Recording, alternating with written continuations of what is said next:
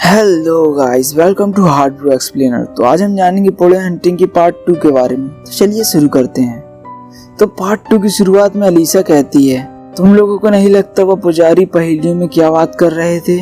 फिर नायसा कहती है, मैं पहेलियों के बारे में नहीं जानती, लेकिन अगर उन पुजारियों ने मुझे लॉकेट दिया है तो यह किसी कारण से दिया होगा। तुम इसे जरूर पहनो अंकित, क्योंकि तुम गाड़ी चला रहे हो। हम किसी भी कार दुर्घटना के शिकार नहीं होना चाहते। फिर अंकित कहता है, क्या बकवास बातें कर रही हो नायसा, मैं इन सब बातों पर विश्वास नहीं करता। फिर नायसा कहती है, यह बकवास नहीं है अंकित। फिर पीछे से रोहन कहता है, दोस्तों शांत हो जाओ, नायसा चिंता मत करो, मैं वह लॉकेट पहनूंगा। फिर कुछ समय बाद अंकित पूछता है, ओ यहाँ 2 सड़कें हैं, एक उबड़ खाबड़ और एक पथरीली, और दूसरी सड़क एक अच्छी सीमेंट वाली है, हमें कहाँ जाना चाहिए? फिर रोहन कहता है, रुको मुझे गूगल मैप पर देखने दो। अरे नहीं, मेरे फोन पर तो कोई नेटवर्क ही नहीं मिल रहा है। फिर अलीशा कहती है, नेटवर्क कंपनियां इन दिनों सिर्फ आकर्षित योजनाएं लाती हैं, इसके बजाय उन्हें एक बेहतर विकसित नेटवर्क पर काम करना चाहिए। फिर अंकित कहता है, उस उबड़ खाबड़ पथरीली सड़क को देखते हुए मुझे लगता है कि मुझे सीमेंटेड रोड्स को चुनना चाहिए, और थोड़ा धुंध भी दिखाई दे रही है। जैसे कि नायसा ने कहा, हम उबड़ खाबड़ सड़क पर किसी दुर्घटना का शिकार भी हो सकते हैं, और उन्होंने वह रास्ता चुना था जो बहुत सी मुश्किलों से भरा हुआ था। फिर गाड़ी से कोई बोलता है, यह हाईवे नहीं लगता है, मुझे यकीन है कि यह रास्ता आगे जाकर मुख्य सड़क से मिलता होगा। फिर अंकित कहता है, कोहरा बहुत बढ़ता जा रहा है, लेकिन साल के इस समय कोहरा बहुत अजीब नहीं लगता है? फिर अलीशा कहती है, हाँ, और यहाँ तक की अजीब बात यह है कि इस सड़क पर सिर्फ हम ही एक ड्राइव कर रहे हैं, और ना ही मेरा नेटवर्क काम कर रहा है। नायसा, तुम्हारा नेटवर्क आ रहा है क्या? फिर नायसा कहती है, मेरा भी नहीं है। फिर रोहन कहता है, अजीब बात तो ये है, क्या तुम लोगों ने देखा कि सड़क के दोनों किनारों पर केवल नींबू और बरगद के पेड़ हैं? चलो गाड़ी वापस घुमाते हैं, लगता है हम खो गए हैं। फिर अंकित कहता है, ओ, अचानक बारिश भी शुरू हो गई। इससे पहले कि हम पीछे मुड़ें, मुझे कार को धीमा करना चाहिए, अन्यथा कार फिसल जाएगी। फिर इतने में अंकित को आगे घर दिखता है। वह कहता है, रुको, आगे एक घर दिखाई दे रहा है, शायद हम वहाँ से आगे का रास्ता पूछ सकते हैं। फिर अलीशा कहती है, वो सो रहे होंगे। फिर वह अंकित कहता है, क्या हमारे पास वास्तव में कोई और भी विकल्प है?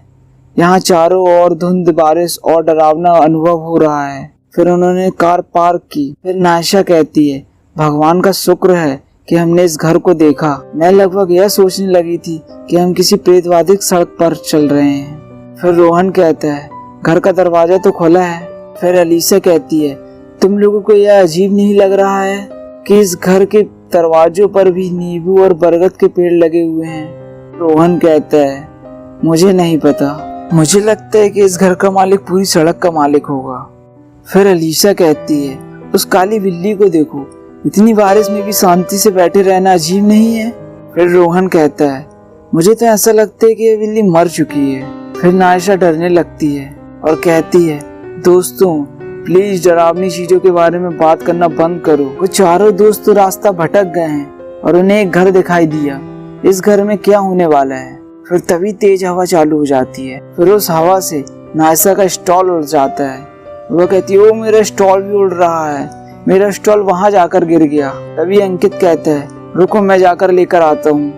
फिर अंकित घर में घुसने ही वाला था, तभी रोहन ने उसे रोक लिया, लेकिन रोहन की आवाज एक अलग ही लग रही थी। रोहन कहता है, रुको, अंदर मत जाओ। एक पल में उन्होंने महसूस किया कि वे भूतिया जगह में प्रवेश करने वाले थे। कुछ बहुत ही भयावह कमरा मृत शरीर से भरा हुआ था, जिसमें उनका शरीर सिर से पैर के अंगूठे तक ढका हुआ था। नायसा बहुत डर जाती है और कहती है, हे भगवान। तभी सभी लोग घबरा गए और पल भर में ही सभी लोग कार की तरफ भागे। कोई कुछ भी नहीं बोल रहा था, किसी में भी कुछ भी बोलने की हिम्मत नहीं थी। हवा में एक घातक सन्नाटा था। उन्होंने जो देखा वह एक ऐसा दृश्य था जिसे कोई कल्पना में भी देखने की हिम्मत नहीं करेगा। फिर वह सब लोग गाड़ी तक पहुंच जाते हैं और सब बैठ जाते हैं, और अंकित गाड़ी स्टार्ट करने की कोशिश करता है, पर उसकी गाड़ी स्टार्ट नहीं हो रही होती है। फिर वह कहता है, ओहो, गाड़ी स्टार्ट नहीं हो रही है, लानत है, शुरू हो जा, शुरू हो जा, शुरू हो जा।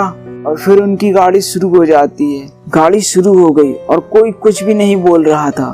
फिर कुछ देर बाद अलीशा कहती है, मेरे तो रोंगटे खड़े हो गए। क्या सच में हम लोगों ने वहाँ पर मृत शरीर देखे थे? और डरी हुई नायशा कहती है, चलो वापस घर चलते हैं। वहाँ किसी को भी कुछ भी समझ नहीं आ रहा था, लेकिन खौफ तो अभी शुरू हुआ था, क्योंकि वे सब अभी एक बहुत ही भयानक घटना के गवाह बनने वाले थे। फिर ड्राइव करते हुए अंकित कहता है, चारों ओर केवल नींबू और बरगद के पेड़ हैं, कुछ सही नहीं लग रहा है मुझे, हमें वापस घर जाना चाहिए। उन चारों दोस्तों के साथ आखिर क्या हो रहा है और क्यों उन्हें सिर्फ नींबू और बरगद के पेड़ नजर आ रहे थे, और अब उनके साथ क्या होने वाला है, चलिए देखते हैं। फिर वह लोग 1 घंटे से भी ऊपर ड्राइव करते रहते हैं, लेकिन 1 घंटे से भी अधिक समय तक गाड़ी चलाने के बाद उन्हें कोई भी सड़क नहीं मिलती। अंकित कहता है, यह नहीं हो सकता, मैं 1 घंटे से गाड़ी चला रहा हूँ लेकिन सड़क खत्म ही नहीं हो रही है, चारों तरफ केवल नींबू और बरगद के पेड़ हैं। फिर अलीशा उससे पूछती है, क्या हमें कोई मोड़ से मोड़ना भूल तो नहीं गए? और अंकित कहता है, नहीं, बस एक सीधी सड़क थी और सड़क के मोड़ से हमें घर तक पहुंचने में केवल 30 मिनट लगे थे, और अभी 1 घंटे से अधिक हो गया है और राजमार्ग का कोई संकेत ही नहीं आ रहा है। फिर गाड़ी से कोई कहता है, हे भगवान, यह अविश्वसनीय है, यह वही घर है जिसमें हम गए थे। और पार्ट 2 यहीं पर समाप्त होता है। तो अगला पार्ट देखने के लिए हमारे हार्ड ब्रो एक्सप्लेनर चैनल को सब्सक्राइब करें। अगला पार्ट आपको बहुत ही जल्द मिल जाएगा।